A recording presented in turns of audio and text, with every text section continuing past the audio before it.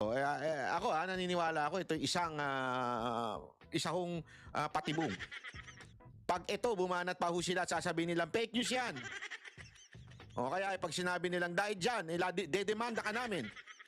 Naku po, pag nagkalabasan ng ebidensya, delicates kayo.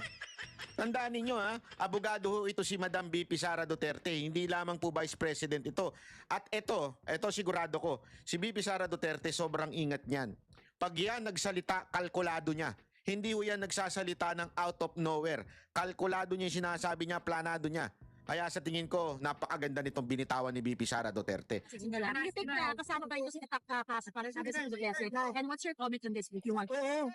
Sinabi ko na nga wala namang ibang ginawa ang administrasyon na ito kundi pamumulitika lang at paninira sa mga kalaban nila sa politika. Kung napansin ninyo, noong lumabas yung malaking issue ng blanco sa mga blanco sa budget, at maraming nagtatanong at maraming nagsasabi na unconstitutional yung budget, na tinanong kung paano naging legal yung paggamit nila ng pera, puro blanco yung nasa loob ng budget, ay lumabas yung impeachment ko.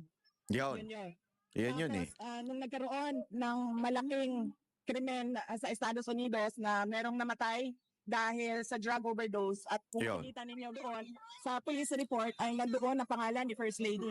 Naku po, patay tayo dyan. Ayan na, ang pasabog. Yun! Gago!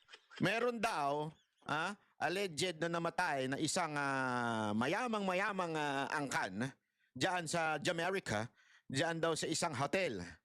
At kasama daw doon si First Lady Lisa Marcos. Naku po, patay tayo dyan. Madam Lisa, kaano-ano nyo yun? Ano ginagawa mo doon sa loob ng namatay na Pilipino na mayaman diyan sa hotel at dahil daw sa overdose? Naku po, patay tayo.